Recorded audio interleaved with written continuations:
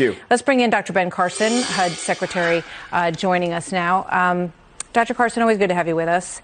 You know, with regard to this question of the foundation of Black Lives Matter, and when you hear, you know, them talk about their Marxist ideology, that they're proud of that Marxist ideology, you know, are you concerned about that extending into the broader part of the movement that you see, you know, on people's T-shirts and everything else? Do you think that there's a danger that emanates from that? Well, we're really talking about two different things. You know, do Black Lives Matter? I think everybody would agree that they do.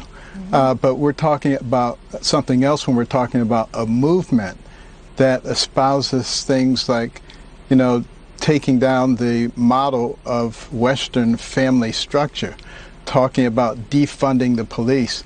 And there are a host of things on their website, the Marxist influence. These are things that are antithetical to the American model and to patriotism in this country.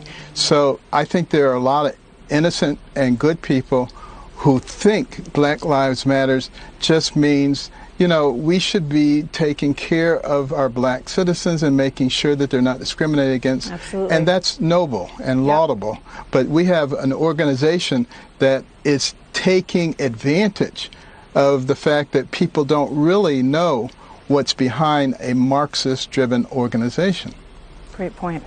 You know, with regard to, you know, what sort of can be said and not said when you talk about Black Lives Matter, this is a tweet from Terry Crews, who said, "If you're a child of God, you are my brother and sister. I have family of every race, creed, and ideology. We must ensure hashtag Black Lives Matter doesn't morph into hashtag Black Lives Better." That becomes a controversial statement in today's environment.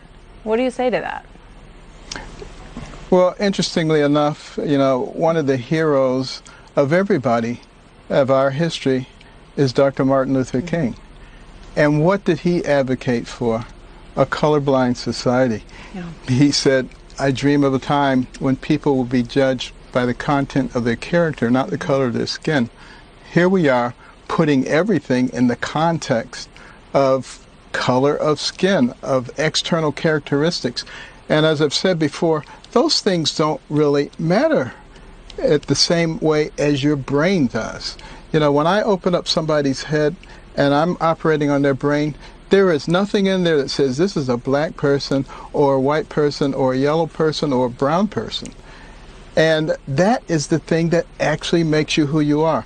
And as we divide ourselves, we allow ourselves to be divided, we are destroying the very fabric of our nation. This is called the United States of America. And this is what we need to think about. You know, and instead of trying to tear down our history, maybe what we need to be doing is adding to our history.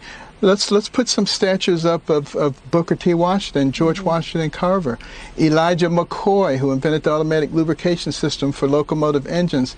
People tried to always copy his stuff, and people would say, "Is that a McCoy? Is that the real McCoy?"